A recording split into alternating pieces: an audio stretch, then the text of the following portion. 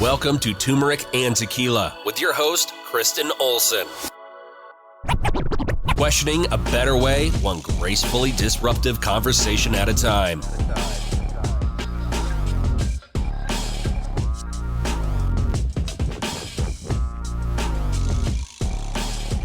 Welcome to Turmeric and Tequila. I'm so excited to be with you here today. As always, it's a pleasure to be on the mic. We've got an exciting conversation ahead with a female boss doing big things, gracefully disrupting this world in the best way. Before we get into that conversation, I want to give a little thank you and shout out to our sponsors, Lux Neuro, offering neurofeedback and counseling where your heart and mind align. For more information about what neurofeedback can do for you, listen to the neurofeedback stories of transformation in the middle of this podcast.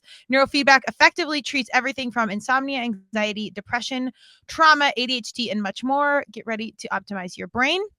Special thank you to Declan James Watches. They are local here to Colorado and they are veteran owned. 10% of all their sales go back to the Navy SEAL Foundation, so go check them out.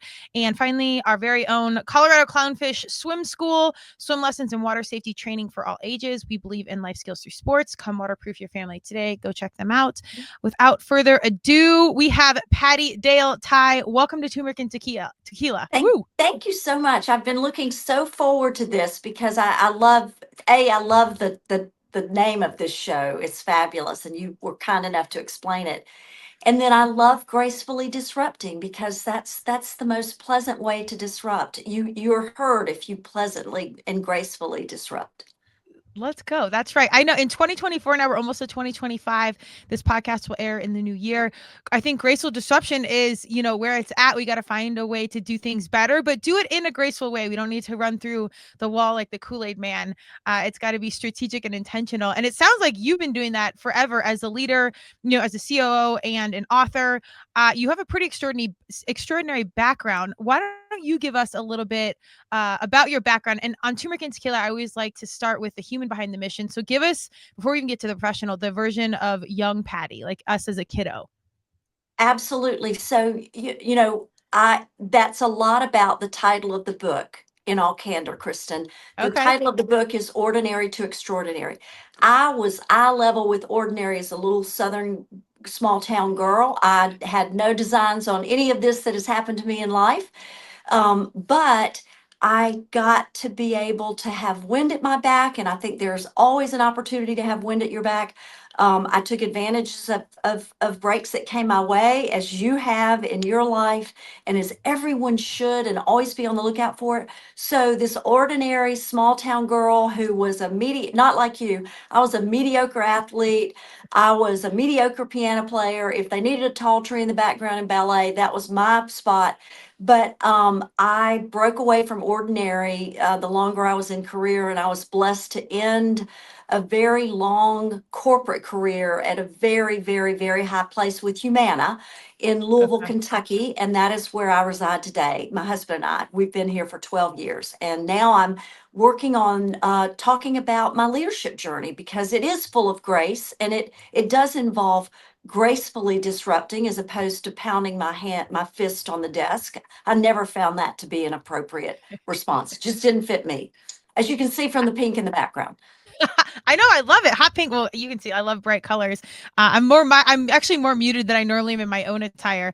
I have a lot of questions there. I love that. I always ask about our young selves, because I do think how we are is written in the stars very early, and there's signs of what we're going to do very early on. It takes, a lifetime to fully figure it out, but it sounds like you found a way to be a leader in your own style as a young human, and then that path trickled you into what you are now.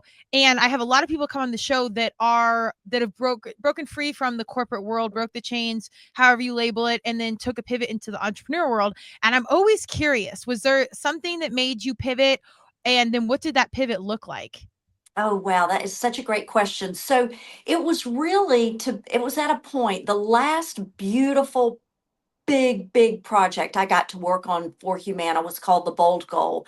And it was helping to find a way to help communities take advantage of all that they were offering to get people healthier. And we had big declarations, 20% healthier by 2020. And I left right at the end of that work so that I could hand it over to the next generation with fresh legs, as they say in football or in sports, to be able to really catapult it to the next place. And they did. They did it beautifully. So it was a bit, I could have hung around for the accolades, but it was a bit of that. I owe it to this next group that they start with this incredible wind at their back. Because as I mentioned earlier, I know I've had wind at my back. Mm-hmm. The pivot over, in all candor, Kristen, was once I Marie Kondoed my house to death, I was like, what am I going to do? And I love business. I had never done the business of a law firm, and I got a phone call from a friend and said we could really use you. And it's been a blast. I've been doing this chief operating officer for them for 5 years. I know I've made a difference, Hey. and I want to keep making a difference. I want to stay relevant. Hey, amen. To me, I'm here for cortisone and Botox, but relevancy, I think, is the ultimate fountain of youth because you got to stay in the mix and you got to keep the purpose as the forefront, the North Star. Otherwise, none of that other stuff matters. And I can tell we're very like minded. And that impact piece is, vitamin I. Like you need it, in the mix to stay there. But that the desire for it is even more important than the actual impact because I think people can lose their competitive edge to want to stay in the mix and make a difference. Is there something you do to maintain that desire to want impact, or do you think it's just naturally within? It's a little bit naturally within. I have always been a high energy person, and that has helped me through my career. I can tell you are that same way. And so I can rally the energy, and I don't get tired, even in the midst of a very difficult problem. But I'll tell you, I want to be here. My grandmother, my maternal grandmother, Dr. Esther Olive, was the oldest living Hey. practicing chiropractor when she died at 104. And I want to live in her legacy, right? She Yeah. was a female um, doctor long before that was a normal thing. So she broke barriers, and I don't know that I'm breaking barriers, but I'm continuing to keep the lawn mowed for all those that are coming behind me, and Mhm. I feel like that's part of why I'm on the planet. Amen. I actually think, a lot of first of all, there's a lot of great women before us, and that's extraordinary that that was in your family, and 104 is no joke. And, there's grandiose gestures that make history.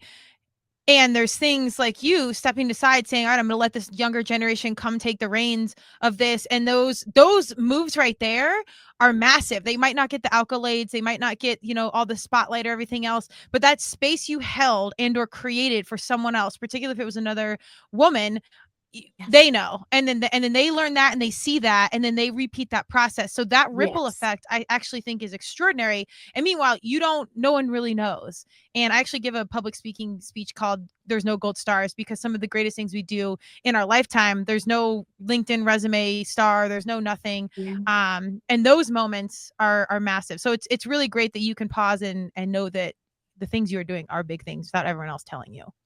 And I think that that gold star, that's such a brilliant keynote because in today's world of so much coming at you that everybody else is perfect and everybody else is getting it and everybody else has already found their star and is going for their second and third and fourth star, which it truly is just not the case. But it can chip away at your ego, it can chip away at your confidence, and it can make some of us curl up, Oh and yeah. especially those that don't have the joy in their work. And that's one of the things I talk about in the book is don't overlook the fact that your career journey is one of the longest, most impactful ones of your life.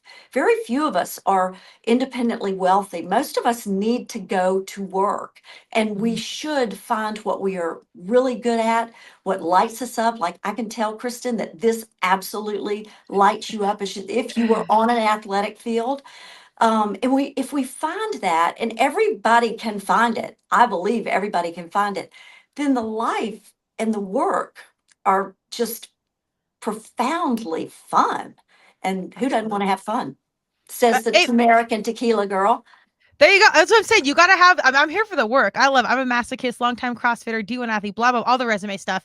But people discount this fun piece of like, are you enjoying this ride? Like, is this fun? Like, go get all the the medals. I've stood at podiums and you win and you're like, okay, now what? Like, Right? shit, did I just enjoy the past 3 years of my life? I mean, you've had extraordinary success. Did you have those moments where you met the goal, you made the milestone, you took a breath and you're like, I don't love this. Like, I want to do something different. Did that happen to you ever? When I retired, when I left Humana, and you know what I would do? I would put on, so I had probably 17 different colored golf shirts with Humana on them, as we tend to collect over a corporate career. And I would bring a Mary Oliver beautiful bound book that a friend gave me when I retired and a cup of coffee. And I would sit on my back porch and watch all the commuters go to work and say a little silent prayer over them. And, I thought, well, wait a minute. After, a week, I was like, I want to be one of those commuters again. Not that regimented, but I have more to give. And I hope I feel that way every day I rise on this earth, Kristen. Even the last day. My grandmother bought brand new towels the last year of her life. Now, who's going to wear out towels at 104, right? But she bought them, and I want to buy towels, after I'm 100. I love that. And you know the beautiful piece of that is you are this varsity human, you've accomplished these extraordinary things, and it really is like the little things, the new towels or these little things that you do for yourself, like this conscious little stuff that makes waking up worth it and Yeah. going to the bathroom and knowing you have some new towels in there. Yeah. It's like the little stuff. You had a major legacy though to live up to. It sounds like you had a pathway of just varsity women before you.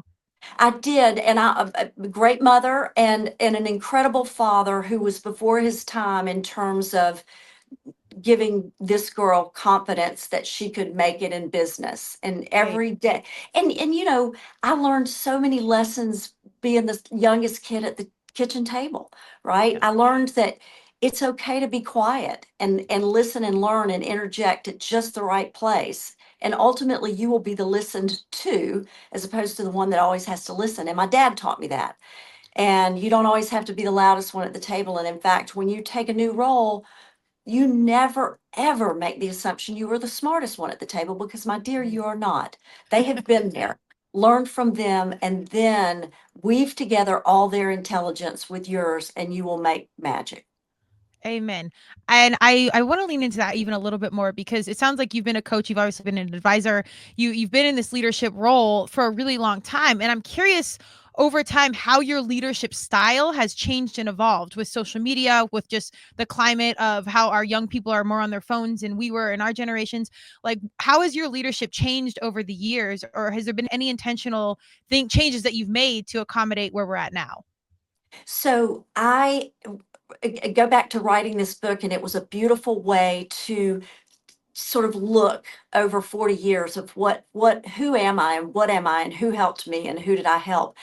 And one of the things I watched evolve, Kristen, was what I consider to be a superpower at work that I didn't even really know I was doing, and that was generosity.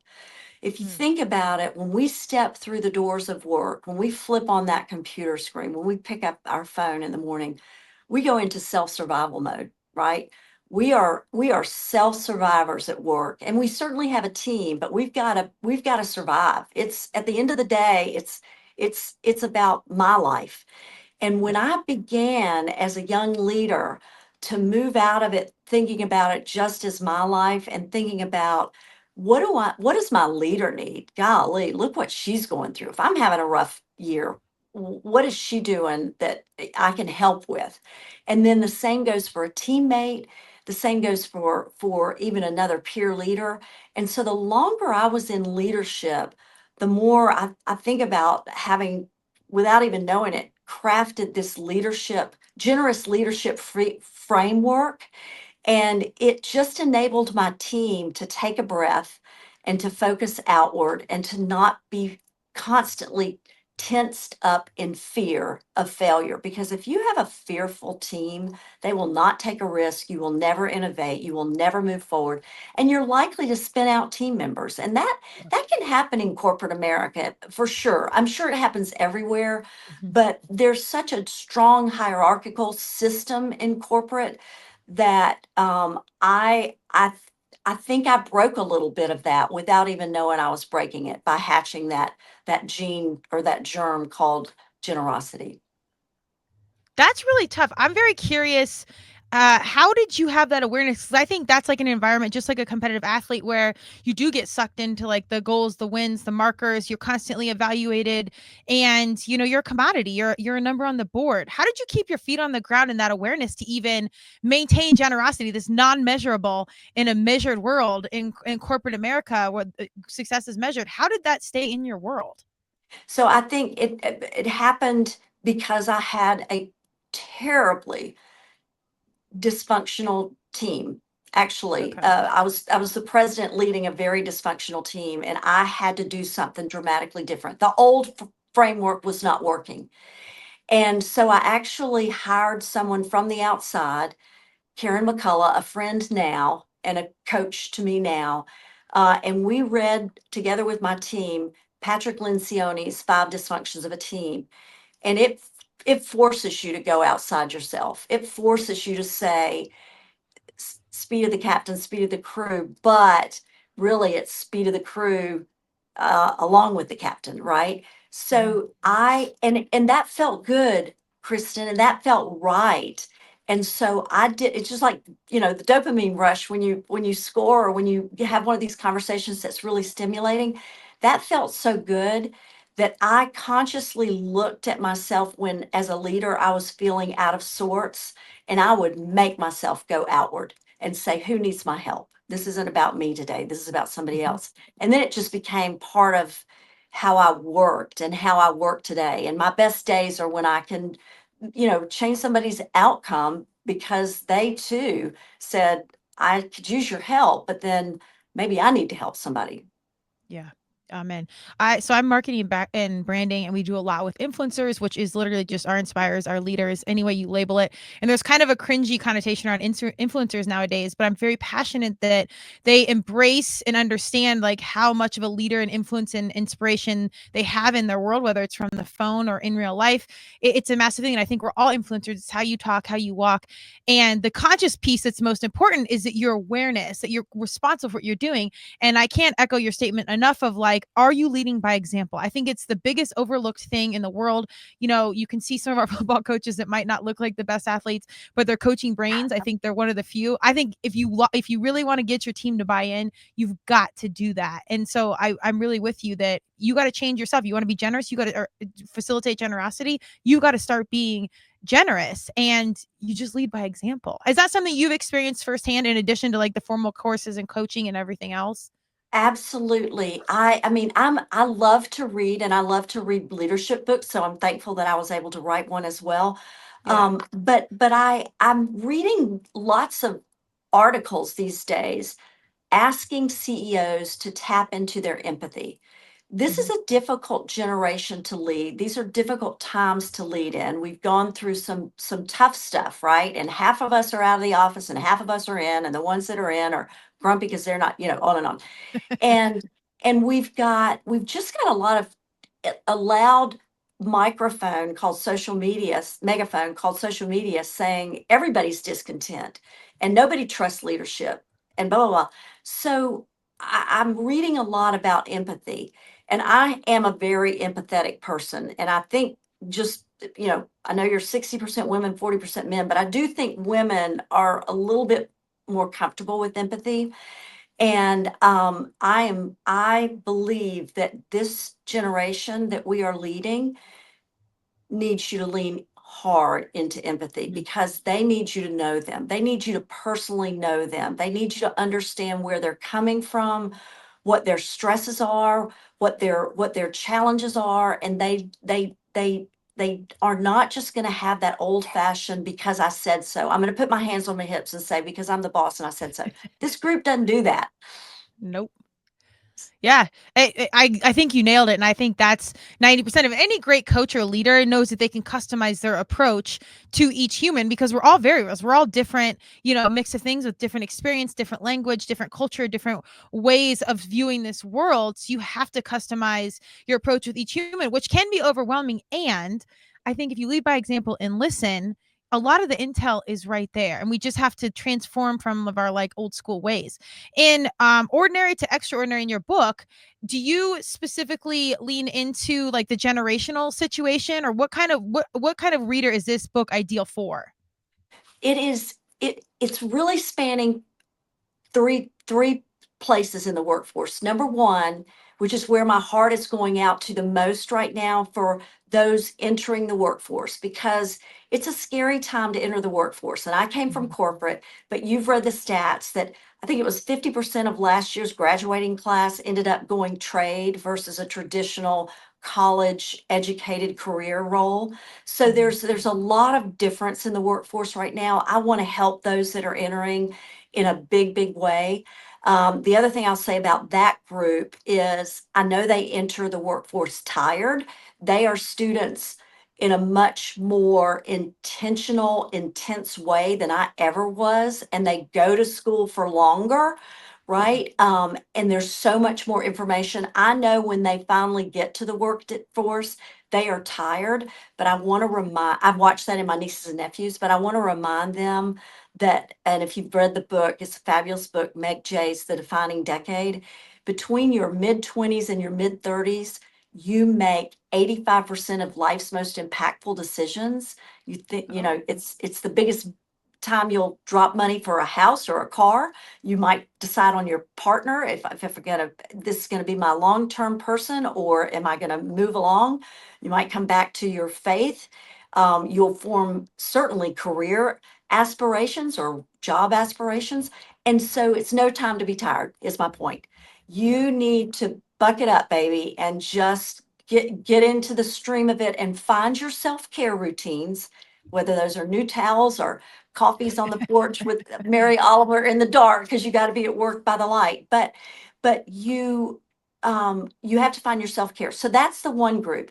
The second group, and I feel for these, they are the ones that have been out of the workforce for a while, and we need them back in, Mhm. right? There's a lot of work to be done. We need their energy, we need their effort, we need their innovation. So that group, I want to bolster their confidence, and I want them to have some tips on how to go back and remember your awesome self so that you hit the door running, so that you build your network, so you have always got an escape hatch if you need it, or one to get back in if you need that. And then finally, the boomers, people like me that might have been scared to jump off, but that realize that there is so much they can continue to give to the world, that they do not need to just stay home and Marie Kondo their house. They should be out giving back. Their brains are big. Their ambitions might be in a whole different direction. Life is finite. Yeah. Make the most of it. So it's really all three of them. It hits all the generations. I love it. I love how you've positioned like such a mindset around leadership, like from the self care to like this whole human approach of figuring it out, and sort of this idea of agelessness. As women, I'm 44 now, so like when you're turning 30 and 40 and 50 and 60, like as women, we're always kind of categorized into these things, and you're supposed to be doing things at a certain time.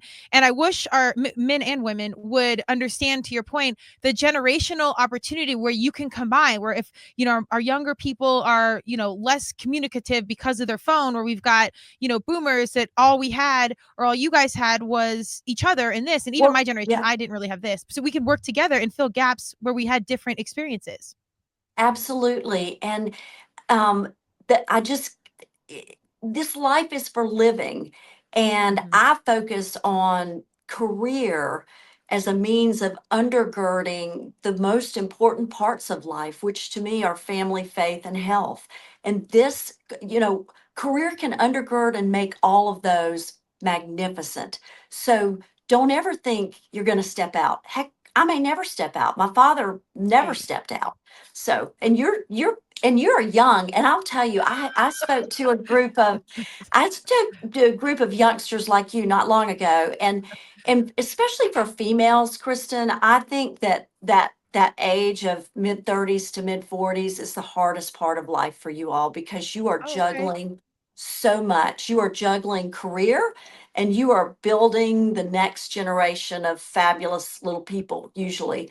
And you'll have a tendency to get tired and want to step out, but I just tell those women it'll get better. I Yeah, firmly believe the farther up you go in career, the easier it gets. You've got muscle tone, you've got calluses, you've got, been around the block stuff. It gets easier, but not if you step out. You got to stay completely in it. agree. I always see that. I read this quote, or it comes up all the time. It's probably universe yelling at me, but it's not your. It says you're not your age, you're your energy, and I couldn't agree with it more because how you show up in like this energy you're exuding. To me, age is just like a number. I mean, thank you for saying I'm young. If you saw my athletic like MRIs for my knees and stuff, you'd think I was like 85 years old because we've really worn the body out. And I have aches and pains and what have you, and I've actually made a lot of life decisions I've made the career at my forefront. I don't have kids. I'm not married, and I have no regrets around my decision. I was very intentional, even as a young person. And my mission was kind of always clear, but I knew I wasn't living within status quo. So all these narratives have always been kind of coming at me, which I almost love because it provides, a perspective for this show. But I'm with you. I do think being in the midst of it, 35 to 45 or 30 to 44, whatever, is really tough because you are making those big decisions. But there's also just a lot of society's pressures of like what they want you to do, what have you. And now it's more in your face with our phones. So I think it's a Oh, really good conscious conversation. it is, and I do feel for this generation, and it's more than just the one, but it's so many that there's so much information, sometimes too many choices, Yeah. almost as bad as none at all because you get just stymied by them. But I think there's so much information and so many opinions that it's very difficult to remember what is yours and what's your true north and what are your values. And I Yes. encourage people to sit with that and sit with it for time and time and time and write it down and watch it change over time, or watch some of them just stay very, very, very rooted.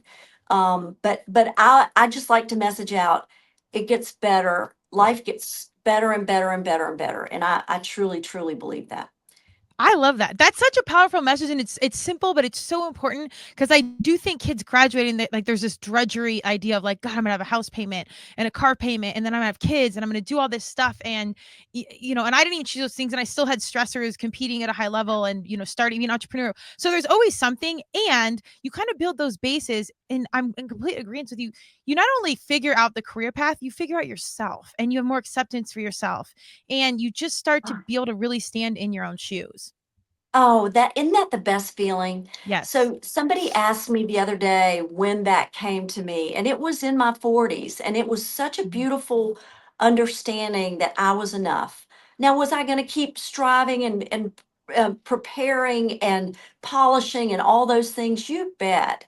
But in my bones, I am enough Yeah. and I can do this. And then, you know what else happens, Kristen? I think, especially for me as a woman, I became much more collaborative. I did not compete any longer. Same. Not that I didn't want to strive to be my best, but not, I didn't want to be this is that generosity thing again. I did not want to be my best ever at the expense of someone else, or certainly at the expense of my ethics or morals or anything like that. Not that that would have ever been the case, but you just kind of take a deep sigh of relief when you kind of cross that current. Absolutely. Well, two of the cornerstones of turmeric and tequila are mental health and community. And if you're living outside your values, as you say, that will chip away at your mental health. So whatever money you're making or accolades you're getting, at some point, if you're living outside those values, you're not going to be happy. I am curious. I do want to take a little bit of a turn here just because I'm going to follow my gut.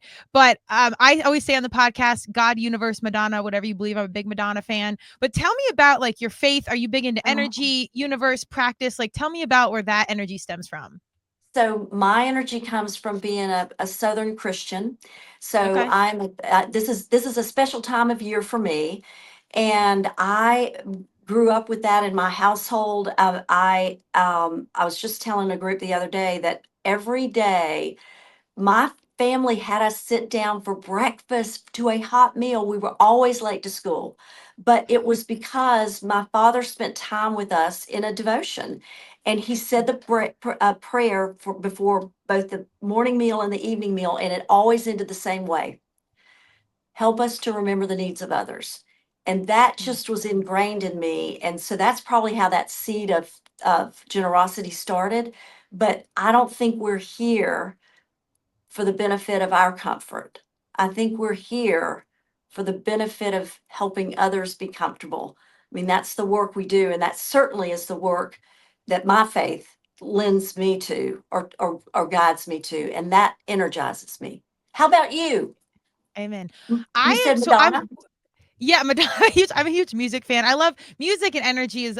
I mean, long term, I want to build a choir, which is a whole other podcast. And I'm an athlete, not a music human, but I just feel very called to do. I've always felt very pulled in a direction, and I loved church. My family, we were athletes, so we were always doing something on Sundays.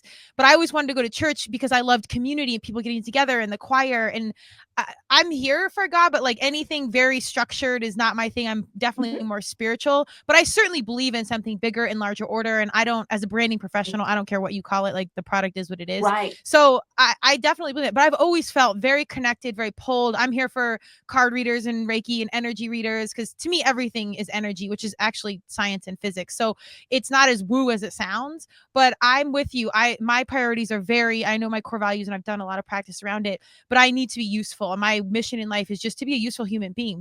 We're here for such a short time. It's what are Yes. you doing? How are you giving back? And like, what's your purpose? Like, what are we actually spending our time doing? I totally agree. And the last word in my sort of subscript to my book is purpose. And I think I don't think you can find your purpose early in life. I think that comes over time. That's like a fine wine, right? It has to Yeah. come with age. But once you do, and you have yours, then you can take it in so many different directions. I mean, that's so cool that you want to do a choir. That's exceptional. And where did that come Yeah. from, I right? have That no is idea. so The cool. tequila. Yeah. Yeah, I, I love that. yeah. Thank you. But I don't but know. It's always been pulled there, but yeah. but when you have a when you have a purpose, that's the other part of the journey. You know, Yeah. you don't want it to end. When do you ever accomplish your purpose, right? I mean, if it's a big long gain, and mine is to help people find the best way that they can apply themselves in career, as leaders, and in life. And when will there ever not be a supply? That demand will always be there. Hey, there you go. Well, I'm really curious to you for what you think is your next thing. So if you're, successful in the corporate world, you're a best-selling author, you've been an advisor, you've coached and advised, or helped guide lives. What's exciting? Like, what is there something big on your mind? We'll debut it here on TNT that you want to put out there, like acquire something that's kind of out there that you've got your eye on, like the next big thing? Yes, I am looking forward. First of all, I want to say thank you for this, because one of the beautiful things that you have given me today is to maybe give somebody a little bit of encouragement and help, and someone I may never ever know. So I'm very mission oriented into that. But I hope to be able to come to events and corporate gatherings and seminars and talk about this leadership framework, a generosity framework, because I do believe we can use some softening of the edges right now. Yeah. I think that everybody responds beautifully to generosity. In fact, it's a threefold. If I'm generous to you, then you're going to be generous to two more people, and they to two more people. I mean, that's sort of a proven scientific fact. And I want to be able to spread that. So, next up for me will be more of these. Thank you so much. And Yeah. then speaking opportunities. So, I hope people will come to my website, pattiedaletye.com, find out about me. And if there's an interest there, reach out. I love it. I love it. We'll also put all the links. Final question. I do have 100 more questions for you, but we'll keep it tight because I like to just tease enough to where people be like, all right, this human's great. Let's go check out Patty, see what she's going on. But final question. This is one of my favorites. What is success to you? Putting my head on the pillow every night and being able to count blessings as opposed to self criticizing all the things I did wrong that day. That may sound so tiny, but it lets me sleep in the in the arms of peace when I can do gratitude as opposed to self-critique. And we self-critique so much. That little voice is loud all the time to me. Let's go. I love it. We'll definitely have to connect. I do a speech called, well, No Gold Stars as we discussed, but then the theme is always small gestures, large leadership. And it's the in between. So we're in alignment. We're on a few things. And I think your message and your book, Ordinary to Extraordinary, will dial home. I know you kind of already said links, but website, social media links, anything else you want to say one more time? PattieDaleTye.com, PattieDaleTye.com. The book is on Amazon and at Barnes & Noble. And I would love to reconnect with you anytime, please. Okay, let's go. Yeah, if you're speaking in Colorado, you need to come through and we'll find a way because I can tell when our energy's in the mix. But Pattie, I love what you have going on. If you listen to TNT, this is fam here. I think you'll like the energy. I know you'll love the book. And I think that there's definitely way more to dig into. I want to give a thank you to our sponsors, Lux Neuro, Neurofeedback and Counseling. Lux Neuro wants to meet you. If you're ready to transform your life, visit them at luxneuro.com. Declan James Watches, visit them at declanjameswatches.com as well. 10% goes back to the Navy SEAL Foundation and Colorado Clownfish Swim School. Go waterproof your family. It's swim lessons and water safety training for all ages. And they're big on life skills through sports. ColoradoClownfish.com. Thank you for joining us. You can get this wherever you listen to your podcast. If you want to watch the video, we'll be on YouTube. Pattie, you're crushing the game. Thank you for joining us. And we will absolutely reconnect soon. Thank you. Happy 2025, everyone. Let's go.